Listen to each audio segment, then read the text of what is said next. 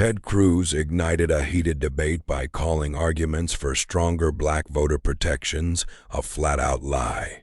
He pointed to Senator Tim Scott's success in South Carolina as proof that minority voters no longer need those safeguards.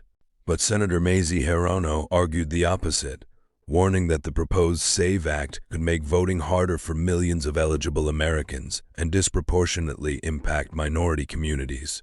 Before we dive into the full story, comment where you're watching from. And don't forget to like and subscribe so you don't miss the next one. Let's watch what happened. Senator Hirono. Thank you, Mr. Chairman. There's absolutely no question that racial discrimination existed in our country, and in many places, people would argue that it still does. And so we had all kinds of ways to keep black people from voting. We had poll taxes, we had literacy tests, we had, I think some places even required them to count how many jelly beans were in a jar. All kinds of ways to keep black people from voting. This happened. I don't think anybody can deny that that was going on. And as far as I'm concerned, there is a pattern now of voter suppression going on in our country right now. And the Calais decision just plays into that by pretty much gutting the Voting Rights Act, which, by the way, was reaffirmed many times in a bipartisan way in acknowledging that this kind of racial discrimination occurred, and that as a democratic country where everybody has an equal vote, that's not tolerable. But suddenly it's A-OK just because the Supreme Court says so. No, it's not the entire Supreme Court. It's a 63 majority, which I consider to be basically an out-of-control Supreme Court majority where there is a pattern of this kind of decisions out of this court. So just because this court says so doesn't mean I agree with them. So meanwhile, there is voter suppression going on. You have an attorney general who sued at least 29 states to get these states to turn over their voter rolls. Why? What does the Department of Justice, what does the executive branch want to do with all this voter information? Up to no good, I would say. There's this huge push to pass the SAVE Act. It's more Save Trump Act. And what does that act do? It would require millions and millions, all of us who are registered to vote, suddenly we will have to show proof of citizenship, either through a birth certificate or a passport. Millions of people don't have either. Married people who take their partner's name will not have a name that matches their birth certificate. So what are they going to do? There are going to be millions of people who are not even going to register to vote. And you think Trump doesn't know that? Of course he does. That's why he wants the SAVE Act to be enacted. That's why the Republicans would like to see the SAVE Act enacted, because they know that millions of people will be literally disenfranchised by not even being able to allow to vote. And then with this regime, once you do vote, they will challenge your vote as they did in the last elections. So voter suppression is going on. It's very reminiscent to the kind of stuff that was going on that the Voting Rights Act was intended to address, to fix. And now you have a Supreme Court that says, oh, never mind all of that, never mind all of that history. And over 3 cases, they succeeded in gutting the Voting Rights Act. And don't tell me that the provisions of the Voting Rights Act still exist in a way that is pretty much unenforceable, because the racial gerrymandering is going to be okay unless the legislative body that does the gerrymandering says, oh, by the way, we intend to racially discriminate. Are you crazy? You think that state legislators are going to be that overt about it? Of course not. So you have a Voting Rights Act that you claim is still intact. Please, give me a break. I have a question for Mr. Cox. Last weekend, thousands of people, and apparently you were among them, gathered to protest the Supreme Court's gutting of the Voting Rights Act. The central locations for these protests were Montgomery and Selma, Alabama, and both significant sites in American civil rights history. Mr. Cox, can you put this current moment into historical context for us? For instance, why is this moment reminiscent of when the last Congressman, John Lewis, who many of us consider a friend and hero, led over 600 peaceful protesters across the Edmund Pettus Bridge in Selma, Alabama? Thank you, Senator Hirono, for that question. I think it's reminiscent and reflects the fact that the Voting Rights Act was not given to us. It was not bestowed on us. It really came from the people. And the joke I'm sort of making is that Justice O'Connor used to say were more lawyers in D.C. than people. I think we sometimes feel that way in D.C. We're on the Hill. Lawyers are at the center of the universe, and that's just not true. If we're going to climb out of this destruction of the Voting Rights Act, the penultimate destruction of our democracy, it's going to require the people. And quite frankly, we're being gaslit. We have a Supreme Court, we have allies of the Supreme Court and allies of the Calais case saying discrimination is over. Obviously not true. We have folks on the ground showing and discussing with us that law enforcement are at the polling places. We have folks not only confused, but being discriminated against right now. And I have to say that to ignore the fact that the people are demanding that Congress respond, that Congress restore the effects test that has been gutted and taken out by Calais would be a mistake. Because folks understand and know what is happening outside in the real world. And they know, particularly black voters know, that they aren't going to return to the 1800s and what we all experienced, or our ancestors experienced, that led us to the Voting Rights Act in the first place. There is so much more to say, but I fear my time is up. Thank you. Thank you. I would point out that my colleague from Hawaii questions whether or not people would be overtly discriminatory in the words that they would say. I will just point out to the California map maker who said the number one thing he was focused on was creating a racially gerrymandered district. So people do say it. Senator Cruz. Thank you, Mr. Chairman. Just a moment ago, our colleague Senator Hirono said there's a lot more to say, and indeed she's right. And in fact, I want to go back to her comments. She began by saying we have a long history of racial discrimination in this country. That's undoubtedly correct. And then she said, quote, we had poll taxes, we had literacy tests, we even had tests of how many jelly beans are in a jar. Mr. Chamberlain, when Senator Hirono says we had poll taxes, I want to ask you who we is, and in particular, what party was it that implemented poll taxes in the South? I mean, I don't want to necessarily speak in every single case, but I'm pretty confident it was mostly the Democrats. And what party was it that put literacy tests in place in the South? Same answer, mostly the Democrats. And what party was it that had tests like how many jelly beans are in a bottle? The Democrats.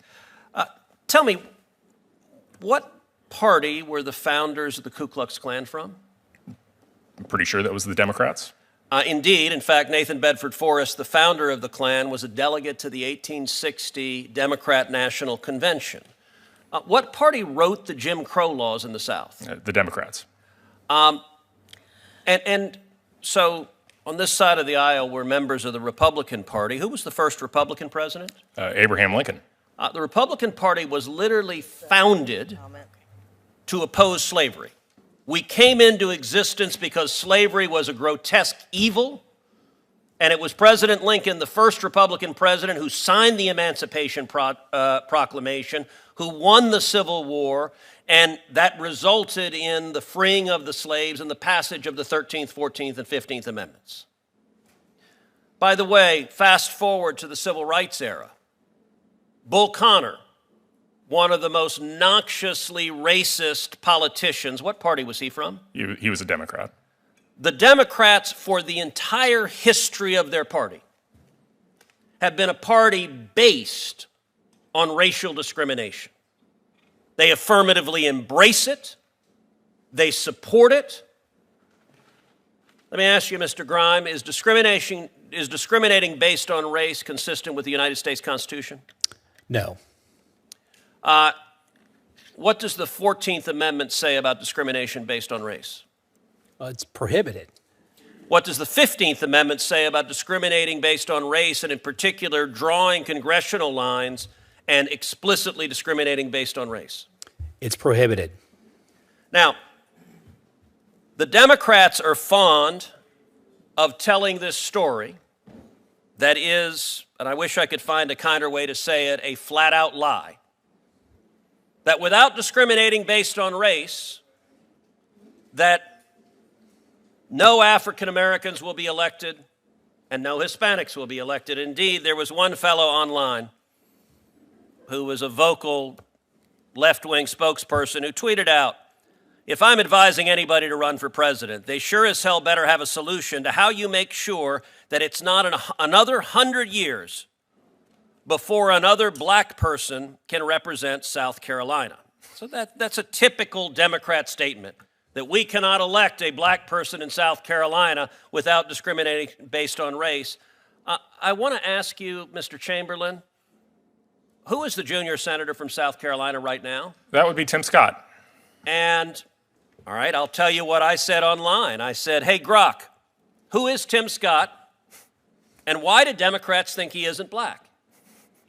And by the way, was Tim Scott elected because of a gerrymandered district drawn only to elect an African American? No, he won statewide. He won statewide. By the way, the Democrat position is you can only elect African Americans with a gerrymandered district. I will point out Burgess Owens, an African American, is elected in a majority white district in the state of Utah. He's a Republican. Byron Donalds, another African American, is elected in a majority white district in Florida. He is a Republican. John James, another African American, is elected in a majority white district in Michigan. He is a Republican. And my own congressman, Wesley Hunt, who represents me in the House of Representatives, he is elected in a majority white district. He is a Republican. And yet, in the Democrats' world, you're not black if you're not a liberal Democrat. There is an arrogance to African American voters. By the way, they also have that same arrogance to Hispanic voters. They say you're not Hispanic if you're not a liberal Democrat. Well, I'll tell you, I am proud to be the first Hispanic ever elected to represent the state of Texas in the United States Senate. And Mr. Chamberlain, in my election in Texas, was I elected in a gerrymandered district that could only elect an Hispanic? No, you were elected statewide. Discrimination based on race is wrong. Final question. The Democrats are now clutching their pearls that seats drawn to elect liberal Democrats in the South are going to go away. You may get black Republicans instead. Indeed, in Tennessee, they're freaking out that a liberal white guy who's a Democrat is likely going to lose his seat to an African-American woman who's a Republican, and they say that's horrible racial oppression. My final question is this. If you look nationwide, which party has egregiously abused gerrymandering for decades? Both parties are guilty of it, but who has been the worst offender? And in particular, take New England. Take Massachusetts, take Connecticut, take Rhode Island, take Maine, take Vermont, take New Hampshire. How many Republicans are elected from all of New England in the House of Representatives? I think the answer to that is zero. Zero. They've drawn every district in a naked gerrymander, and yet they're very upset that their illegal pursuit of power has now been stopped by the Supreme Court that is enforcing the Constitution and prohibiting the racial gerrymandering and discrimination their party is built on. Mr. Senator Padilla. Mr. Chairman, part of personal privilege. Sure. I feel personally aggrieved to sit here and to be lectured by my colleague from Texas. And this reminds me of the time when he was first elected to the Senate and the Judiciary Committee had a hearing on gun safety, and he felt a need to lecture Dianne Feinstein, who was a leader on gun safety legislation, and he took that opportunity to lecture Dianne Feinstein about gun safety and her leadership on the issue. And she said to him something along the lines of, I did not sit here on this committee for however many years she did, only to be lectured by you, and that is how I feel. So why don't you just stop lecturing the rest of us? Just because you think you are the smartest person in the world doesn't mean the rest of us agree to that, okay? Thank you. Senator Hirono. In the end, this hearing highlighted two very different perspectives on voting laws and election access in America. Ted Cruz argued that existing protections are no longer necessary, while Mazie Hirono expressed concerns that certain proposed changes could make the voting process more challenging for some citizens. The debate raised important questions about election policy, representation, and how voting rights should be protected moving forward. Share your thoughts in the comments below, and if you found this analysis helpful, Be sure to like, subscribe, and turn on notifications for more political coverage.